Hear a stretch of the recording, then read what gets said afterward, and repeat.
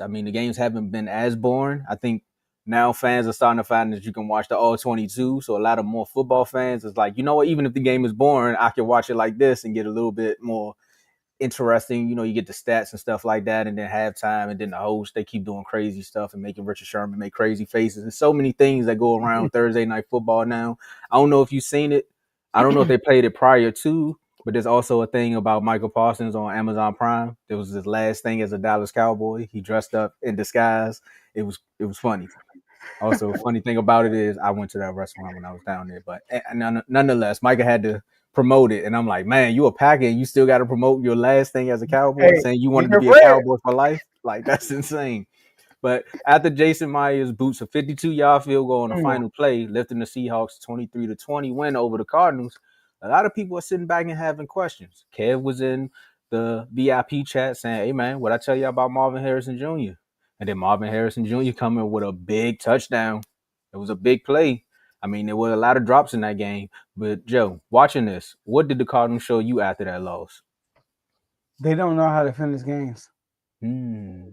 You know, the Cardinals lost 2 games back to back when they could have been 2-0 in the division. The Cardinals right now could be 4-0 time with full control. We talked about the Chargers last week when we said that they won 2 games and both in the division, and they could beat the Broncos, and they could be 3-0 in the division with full control in the division early in the season. Having 3 wins in the division, being 3-0, you sweat the whole division. That's a big step ahead of everybody else.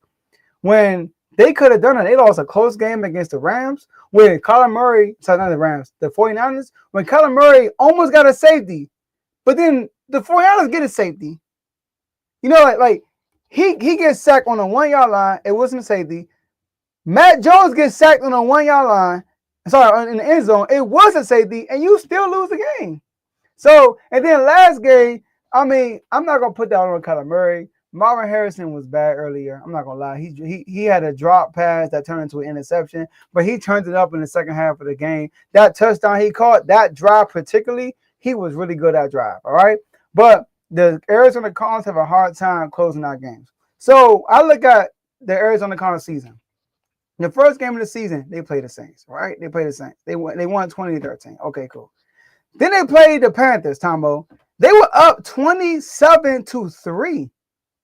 And the Panthers made a run at the end of that game, and that game ended up being 27-22, with the Panthers having an opportunity to win the game. They had the ball, and they turned it over on downs, right? They turned it over on downs with 33 seconds left on the Arizona Cardinals 38-yard line. They had an opportunity to win that game. They were in plus territory. So the fact that you up that much and you almost lost the game, it carried over to the 49ers game. They get to the 49ers game. Nick Bosa and crew would get a lot of pressure on Kyler Murray. Now, when Nick Bosa got hurt, pressure kind of dimmed down, but Kyler Murray and them still couldn't get things done. Marvin Harrison with his drops. And then the 49ers become clutch in that game. They go to overtime and they win that game. And then you go in this game, they were horrible. I mean, I'm talking about Seattle had full control of the whole game. And then freaking miracle, the Seahawks kicker missed a field goal, and you have an opportunity coming out. You score a touchdown, and what you do, Tomo? You don't kick the ball in the landing zone? Are you serious? Like what? So you bring the ball up to the 40. I think it was the 40, I believe, and then you do a couple of plays. You run field goal range, 52-yard field goal. You lose the game. So the Cardinals, they just have a hard time closing games. And my thing with Kyler Murray is this. I said this in our preview with the Cardinals. This is a make or break year for Kyler Murray and the Cardinals. Kyler Murray have all the talent. All the talent, Tomo. He is undersized, but so is Russell Wilson. So is Drew Brees, right? All of them, like, they're 6 foot. Drew Brees at one point was the leading passing yard guy in NFL history at one point until Tom Brady passed him. So, but he is smaller than Drew Brees, obviously, right? But he's undersized. But Kyler Murray and the commentator said himself, Tomo, Kyler Murray should be able to elevate his team. You see these great, like, look at, I'm going to give you some props. Your boy Dak got time. He can elevate the team. I told you last week we talked about the Cowboys. Jerry Jones said we are a playoff team because we got number 4. Number 4 is there. as a Cowboy fan, you have confidence y'all gonna at least make the playoffs. You have that confidence, right? When number 4 is there. I give you that. Yeah. But Kyler Murray, do you really have that confidence? They were literally booing the Cardinals during the game. In Arizona, they were getting booed in the third quarter. So Kyler Murray has, yeah, I get it. Marvin Harris Jr., Mark, yeah, a lot of drop. I get it.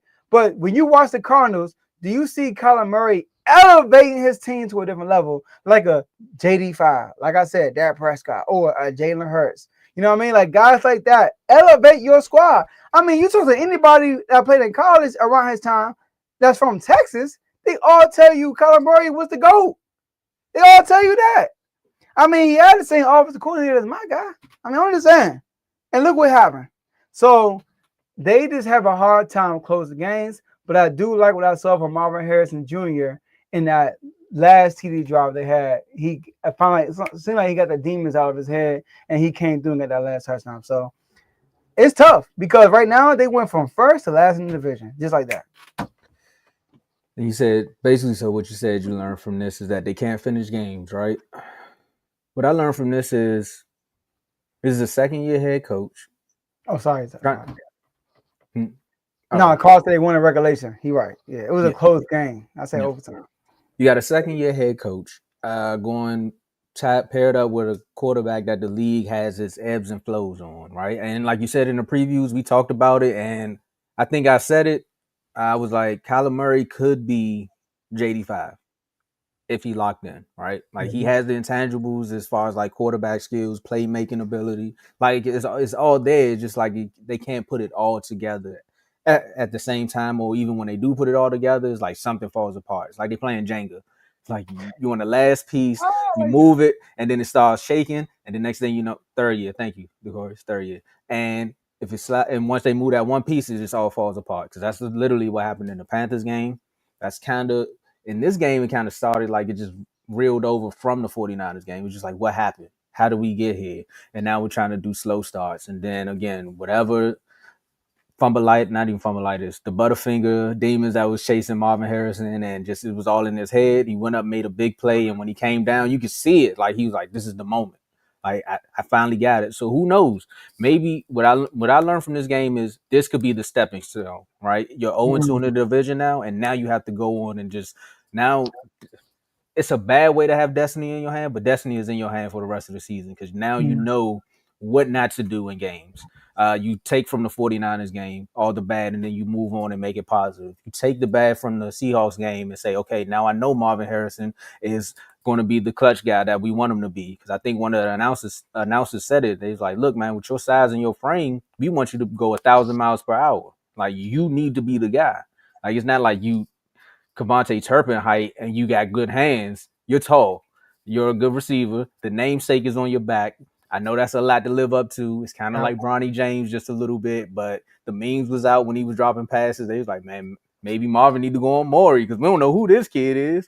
They even brought up like, remember that? Yeah, it was one more.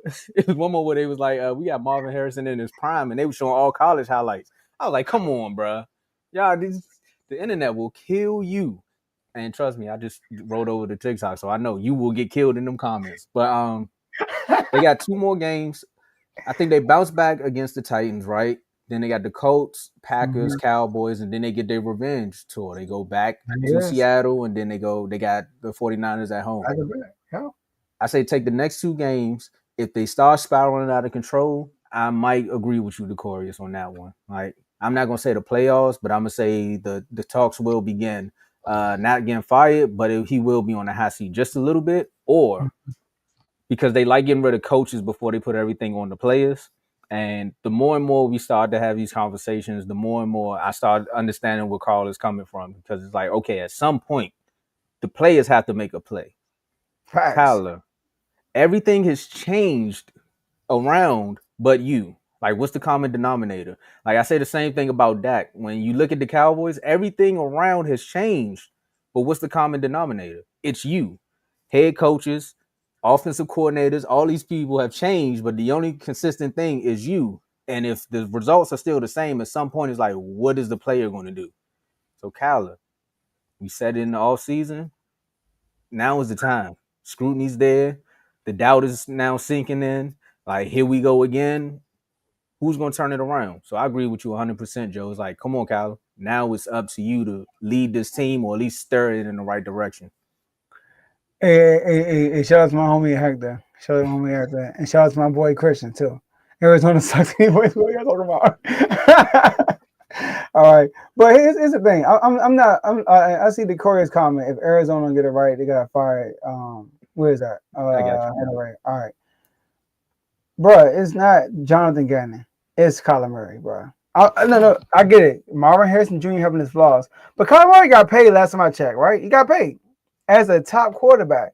Kyler Murray don't elevate them to a different level. When I watch the Arizona Cardinals play, do I say like, man, this boy Kyler Murray good? Now, he showed me flashes here and there, but he don't elevate them at all. He looks like an average, basic quarterback every game. The defense playing well. They are playing well. And then you said all the picks, Mark, going to Kyler Murray. Do you see that interception they caught and then their own teammate made him fumble? Like, hey, bro. Now, I get it. That was to Marvin Harrison Jr. It looked like a miscommunication. That's what it looked like. But it was a terrible decision. And then he caught it, and then his own teammate made him fumble.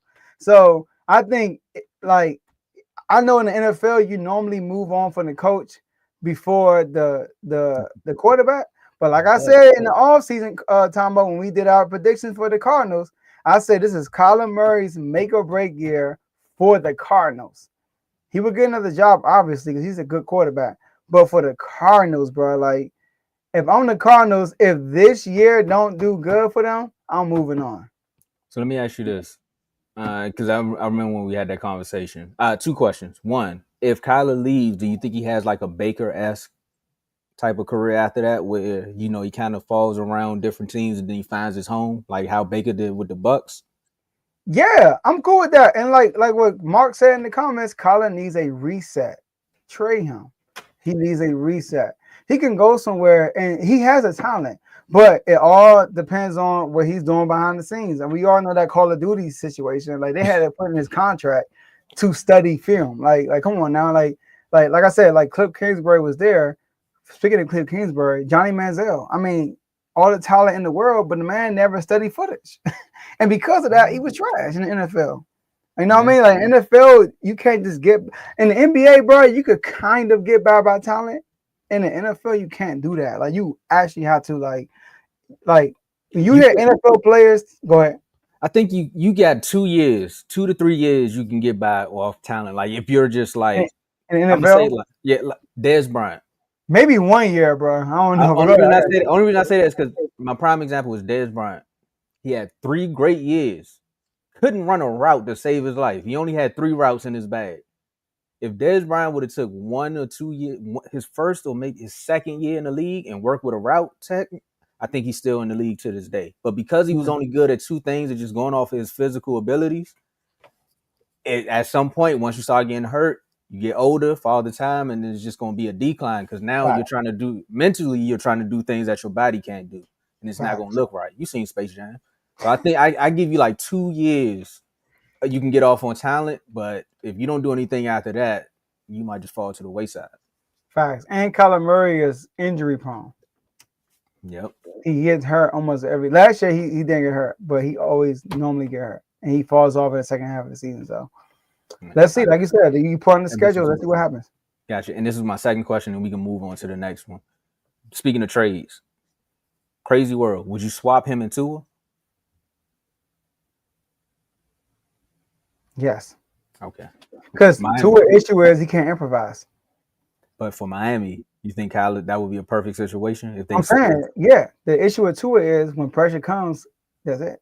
Like Tua is if the play not getting off quick, good luck. I mean, like, good luck. I mean, if you're not getting the ball in his hand 2 to 3 seconds, good luck. Kyler Murray at least can use his legs and improvise. You know what I mean? So I think yes. Okay. Kyler Murray would be good with Mike McDaniel. I like that. That might be something that works. I just had to throw that out there. I just thought about it. As soon as you said it, I was like, 2 quarterbacks that need a different change of scenery. Arizona might not be the best for Tua, but Miami might be the best for Kyler. So it's just like one person got to win in that deal. And they both got paid. Been with the franchises that drafted them, I'm just saying. Jared Goff, Matt Stafford? That might be a good move. That might be a good move. No, you know. I Well, actually like speaking, that. yeah. But we just couch GMs. We ain't really doing too much. I got a fantasy team. I ain't nobody accepting my trades. All I'm saying. But still, I just had to throw that out there. Well, speaking of GMs, speaking of changing the scenery, Joe, I finally seen the clip that you've been talking about all off season. It's which one's finally that? reared its ugly head. Where Bijan was on. I think he was talking to a streamer. He's Yes, a he was. he's a Commander fan, and he was like, "Look, man."